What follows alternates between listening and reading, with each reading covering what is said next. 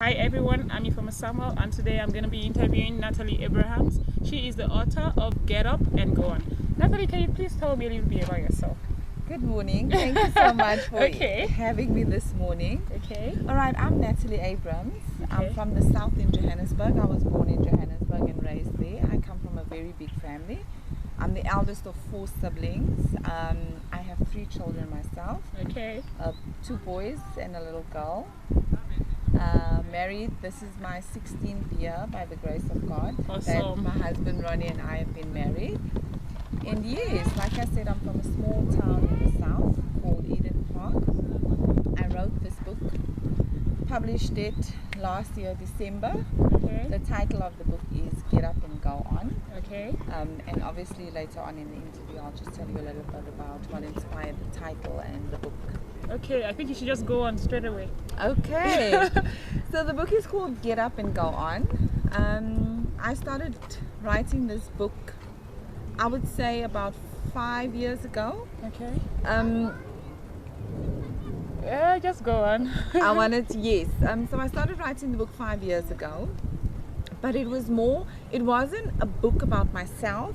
Okay. It was more about my experiences with other couples and with other people that I was counseling at the time. Okay. And you know that you need to set goals for yourself. Yeah. So at the beginning of each year, my husband and I will, on the last day of each year, we sit together before the new year, before the old year ends. And then what we do is we set up some goals for ourselves. And 2013, December 31st, was when I put this down as 2014 will be the year that I publish a book. Fantastic. So it's actually ironic that exactly a year ago, Okay. this time, I was in the USA. Okay. So I traveled to the USA with our pastor. We left South Africa on the 2nd of April. Okay. I had the content for the book pretty much ready, so it was ready to publish. And on the plane, How long did it take you to write? like I said, I was writing over a period of 5 years, not consistently, but just writing whenever I felt a little bit overwhelmed or felt that I couldn't share a lot of the things, or felt that there was a success story that I really wanted to share with other people. So I just documented it. And while I was on the plane last year, I realized that a lot of people know me because of the work that I do in the community. I was a volunteer for cancer for 3 years, so I used to do counseling to families that were affected by cancer and patients. My husband and I have also been very involved in youth ministry in our community, and also doing couples coaching and counseling. That's in addition to your women's ministry. Just a moment here, everyone. Natalie has also got Virtuous WoMen Connect. She's the founder and she's the brain behind it. They're making amazing impact down there in Eden Park. And if you're here in Joburg, I think I'll urge you to go over to Eden Park. And at the end of this interview, I'm going to put all the contacts, everything you need to know about Virtuous WoMen Connect is going to be right below my blog somewhere. Okay. Okay. Just to let you know, Virtuous WoMen Connect. The woman is spelled with a W capital and the M is capital. Okay. It's because the ministry is not only for women but for men as well. Oh. For such a long time, we've neglected the male, and so what we do is we believe that in order for a family to be healthy, the man and the woman has to be healthy. Emotionally, physically, spiritually. So what we do is our target is not only women but men as well. Because we believe that they too need the impartation and the wisdom and the knowledge that we have to share. So awesome. So have you had any testimony so far about the book? Yeah, something memorable. Yes, I've had quite a few. I think the most common testimony that I've received is, if you read the book in the beginning, you'll read that I say that either you've gone through this, you're going through this, or someone that's going through this. I've shared a lot about my own life, so it's from my teenage days right up to married life. So there's a lot of people that can really relate to what I'm saying. So the most common feedback that I've received is, wow, I can relate to this story so much. Something else that I've had was, I think because my husband and I have been, doing ministry work for the past 8 years very actively in our communities, people put us on a pedestal and they think like, you know, we're Okay, error guys, free we're and perfect. child free. No. And so in sharing a lot of my personal experiences, I Mm-hmm. think it made people feel that they could better connect with me, Okay. because I understand what they're going through. So when I'm preaching or when I'm doing a motivational talk, I'm not speaking because of something that I've learned. I'm speaking because I've experienced it myself. Yeah. And it is through that that I can really encourage and motivate other people. Mm.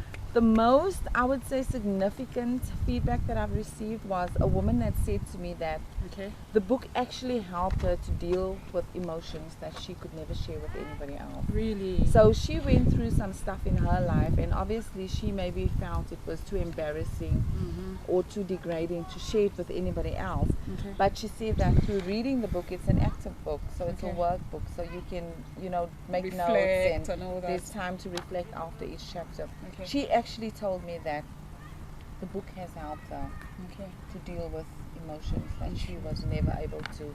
And that is exactly what I wanted. You know, Okay. you cannot reach every person and do a one-on-one coaching Mm-mm, session with mm-mm. people. And that is what I prayed for when I was writing my book. I said that, Yeah. Lord, you know, I want people to be able to connect with me and to be able to feel, you know, the anointing and the blessing and the healing, the restoration Okay. that I experienced. I wanted them to experience it through the book. Okay. Obviously relating to their own stories. Okay. One more thing, everyone. Just a quick break. I had this awesome book reading. I attended her book reading and it was fantastic. I'm also going to put pictures of that just below this video too. Okay. So Natalie, tell us a little bit about. Okay, you probably shared everything about your women's ministry. I think that's about enough. Now, what advice do you have for young women out there? I'm sure there are a lot of people who look up to, you know, people like you in the society and then within the Christian fold too. What advice do you have for such women? And then there are also for our writers too. That's fine. Yeah, all right. The first thing I'd like to say is just be yourself. Don't try to be someone else. Don't try to live someone else's life, and don't try to create someone else's dream in your life. You don't know what other people went through to be where they are today. You don't know what their journey is all about. I believe that every single person has greatness within them, and that is what my ministry is built on, is changing the world one person at a time, because every person matters. So it doesn't matter how small or how big your dream is. I want to say to you, go after it. You can never be a failure. As long as you keep trying, you can never ever be a failure. I want to say, don't compare yourself to other people.